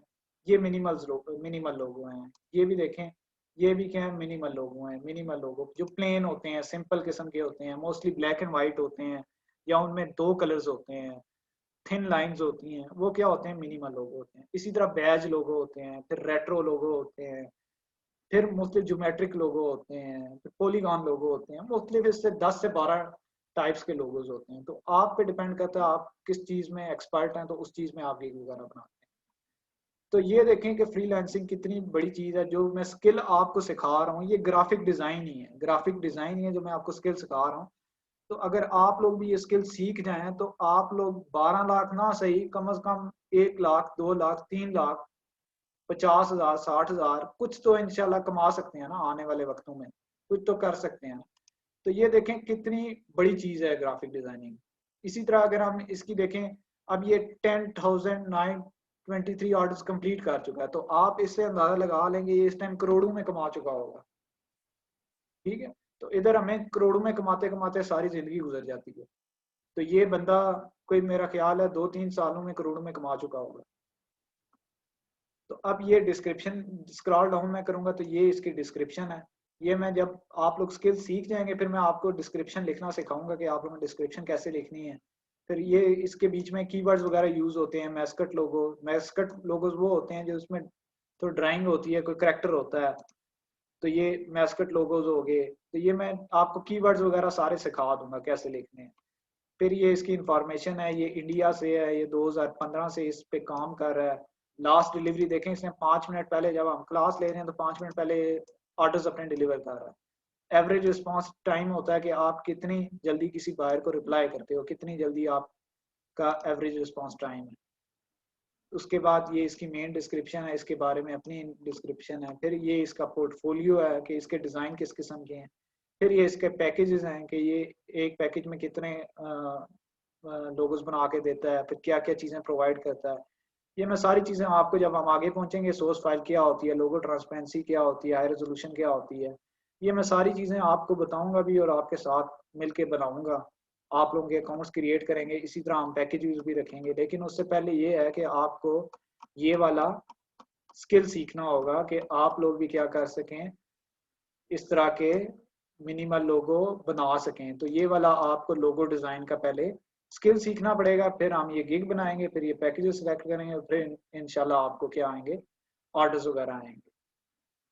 ठीक है, तो इसमें किसी का कोई क्वेश्चन हो तो वो मेरे से पूछे। ठीक है, फ्रीलांसिंग के बारे में, लोगो डिजाइनिंग के बारे में, इन चीज़ों के बारे में किसी का कोई क्वेश्चन हो तो वो मेरे से पूछे, तो मैं वॉइस पे भी ले लेता हूँ। क्लासेस हमने इंशाल्लाह हम 4 एक दिन लिया करेंगे, 4 से 5 दिन, 2 दिन आपकी छुट्टी होगी प्रैक्टिस का। तो इंशाल्लाह सीख जाएंगे। मैं आप लोगों को ना थोड़ा सा आगे स्पीड भी पकड़ेंगे, तो इंशाल्लाह सीख जाएंगे। अगर रमज़ान से ज़्यादा भी टाइम लगा तो हम लगा लेंगे, बीच में कोई टाइमिंग ऐसी रख लेंगे जिसके अंदर हम कर लेंगे। तो किसी का कोई क्वेश्चन है फ्रीलांसिंग के बारे में, आज की क्लास के बारे में, तो वो पूछे। तो मैं माइक पे भी ले लेता हूँ किसी को, अगर किसी ने कोई क्वेश्चन वगैरह पूछना है, कोई ऐसा कॉम्प्लिकेटेड क्वेश्चन है तो मुझे चैट में मैसेज करे, तो मैं उन्हें माइक पे भी ले लेता हूँ।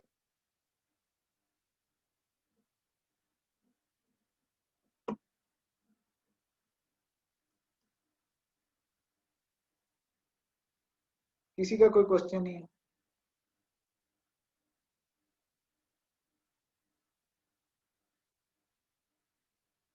और ये रिकॉर्डिंग भेज देंगे, यूट्यूब पे अपलोड कर देंगे, लेकिन आप लोगों ने अब ये कोशिश करनी है कि क्लासेस लाइव लिया करें। ठीक है, क्योंकि हर चीज़ अब शेयर करना थोड़ा मुश्किल हो जाता है, अपलोडिंग में भी टाइम लगता है, तो फिर इस वजह से ये है आप उसकी क्लासेस वगैरह लाइव लिया करें, तो फिर उसमें अच्छा होता है। तो अभी हम हसीब से पूछते हैं कि क्लास कैसी रही है, क्या कुछ उसमें सीखा, आपको समझ वगैरह आई है, आपने क्लास वगैरह ली है? तो हसीब, आवाज़ आ रही है आपको?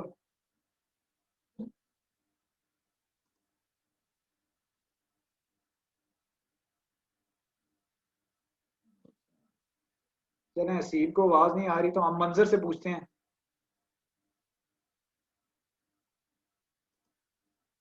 मंजर, बताएं कैसी रही है क्लास आपकी, कि समझ आई है आपको? सर बेहतरीन रही है क्लास। अच्छा, समझ आया आपको डायरेक्ट सिलेक्शन टूल क्या होता है, तो सिलेक्शन टूल क्या होता है? सर काफी समझ आई है। अच्छा, चलें ठीक है जी। तो जैन से पूछते हैं अब।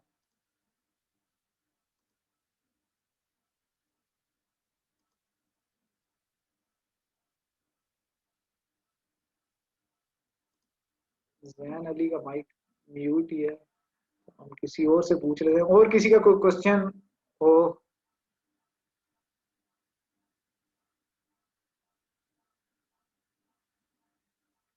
रेहान आरिफ ने पूछा स्टार्टिंग पे ऑर्डर कैसे मिलते हैं। तो स्टार्टिंग पे थोड़ा सा आपको टाइम लगता है, कुछ टिप्स एंड ट्रिक्स भी मैं शेयर करूंगा, फिर बायर रिक्वेस्ट वगैरह होती हैं, फिर आप लोग ने बायर रिक्वेस्ट वगैरह करके कैसे ऑर्डर लेना है।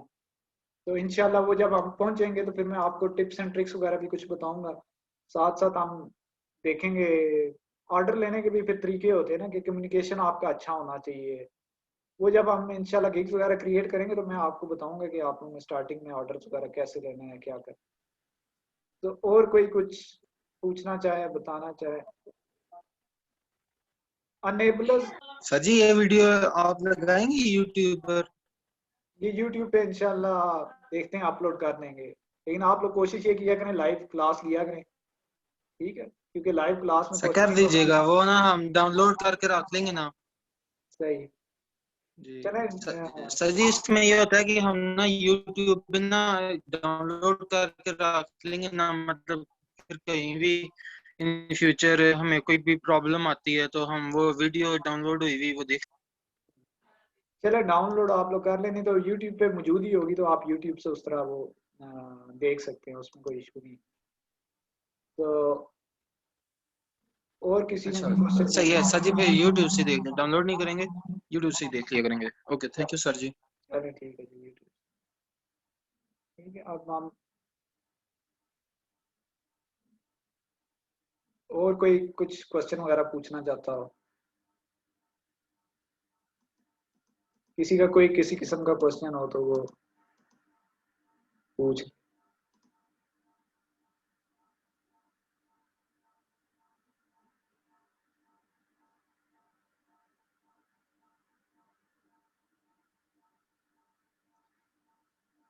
जी मंजर, ग्राफिक गिग भी डाल सकते हैं। जब आप अकाउंट क्रिएट करते हैं ना, तो आपके पास जब नए बिगनर लेवल पे आप होते हैं, तो आपके पास ऑप्शन होता है कि आप क्या करें, 6 गिग्स क्रिएट करें।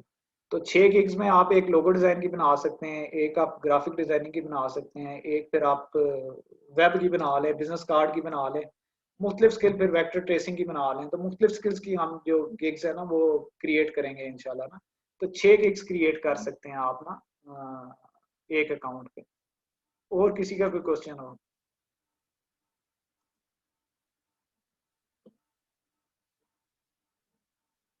वलीद से पूछते हैं कि कोई क्वेश्चन है तो पूछ लें। नहीं सर, थैंक यू। अच्छा। कोई क्वेश्चन नहीं मिला सर। मैं बस ये कहना चाहता कि आपने बहुत अच्छा इनिशिएटिव लिया है। शुक्रिया बहुत बहुत आपका। चलें जी, अच्छी बात है। किस जगह से हैं वलीद आप? सॉरी, आप किस जगह से बिलोंग करते हैं? मैं लाहौर से। अच्छा, चलें जी, सही है। तो क्लासेस वगैरह लें तो इंशाल्लाह बहुत कुछ सीखने को मिलेगा। ठीक है, जी सर, थैंक यू। ठीक है जी, थैंक यू। तो ये मंजर पूछें, क्या पूछना चाह रहे हैं आप? वर्ड गिग तो 5 है मेरी बनी हुई, तो लोगो डिजाइनिंग की भी डाल दो इसमें ही। आप लोगो डिजाइनिंग की भी अकाउंट अलग। डाल दें। हाँ, लोगो डिजाइनिंग की भी डाल दें। आप 6 गिग्स क्रिएट कर सकते हैं, एक वर्ड प्रेस की रख लें, एक लोगो डिजाइनिंग की रख लें, बिजनेस कार्ड की रख लें। तो आप 6 मुख्तलिफ किस्म के गिग्स बना सकते हैं। तो वो जब गिग्स वगैरह पे पहुंचेंगे तो मैं आपको डिटेल में वो बता दूंगा कि कैसे आपने गिग्स वगैरह। ऐसे तो अभी मेरा काफी लग गया था, मतलब क्या करीबन 8 आपकी आवाज कट रही है, क्वेश्चन आपका डिस्टॉर्ट हो गया। मैं मैसेज करता हूँ। मैसेज कर दें आप, आवाज कर।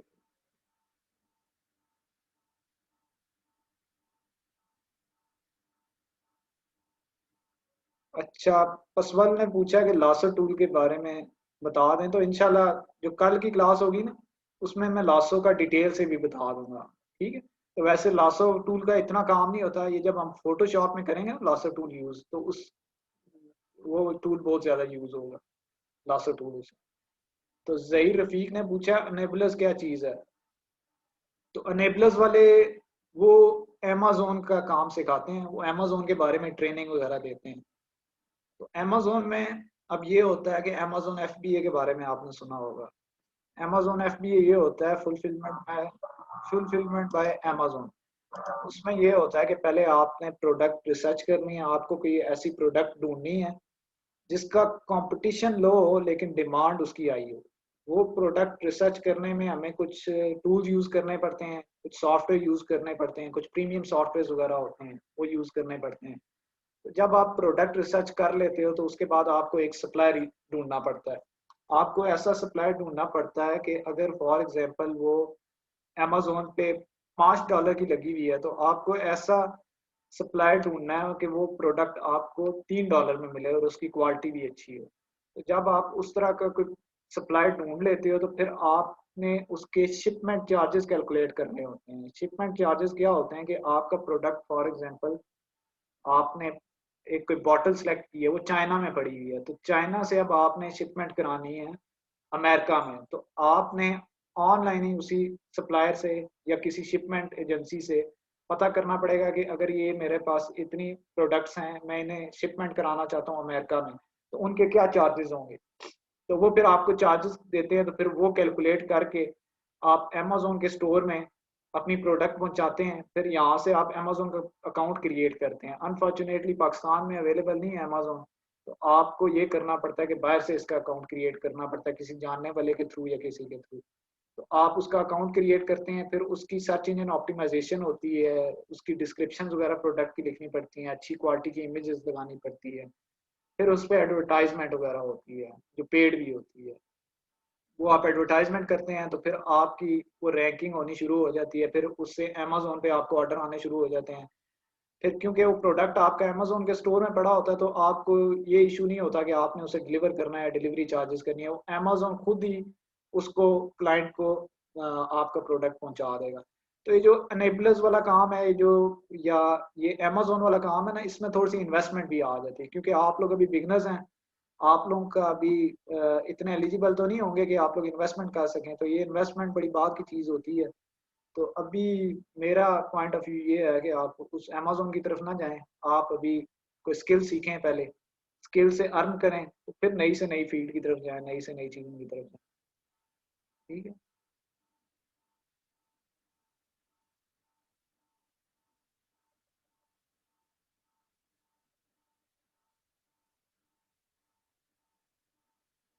हाँ जी, वलीद कह रहे हैं कि उन्होंने अमेजोन का भी कोर्स किया हुआ है, तो वलीद आप फिर इन्हें गाइड करें ना साथ साथ। ठीक है। तो नुमान, मैंने अमेजोन पे भी काम नहीं किया, मेरा एक दोस्त ही है वो अमेजोन पे काम कर रहा है, क्योंकि हमारे पास टाइम बड़ा कम होता है। अल्लाह का शुक्र है, हमारा अपना काम ही इतना है कि टाइम ही नहीं मिलता, तो एक वक्त पे बंदा एक काम कर सकता है। अमेजोन फ्यूचर है, अमेजोन अच्छी चीज़ है, $1 ट्रिलियन इंडस्ट्री है। तो आने वाला फ्यूचर इन्हीं ई कॉमर्स, अमेजोन और ऑनलाइन और फ्रीलांसिंग का है। तो आप लोग भी ये चीज़ें सीखें। तो हाँ जी, ग्राफिक डिज़ाइनिंग भी बहुत अच्छी है, बेस्ट है।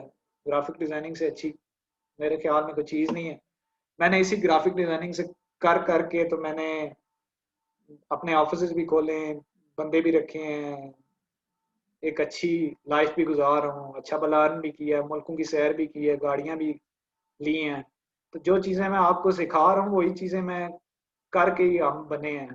तो ग्राफिक डिज़ाइनिंग भी बहुत बड़ी चीज़ है, लेकिन ये है कि अपने आप को अपडेट करना चाहिए साथ साथ।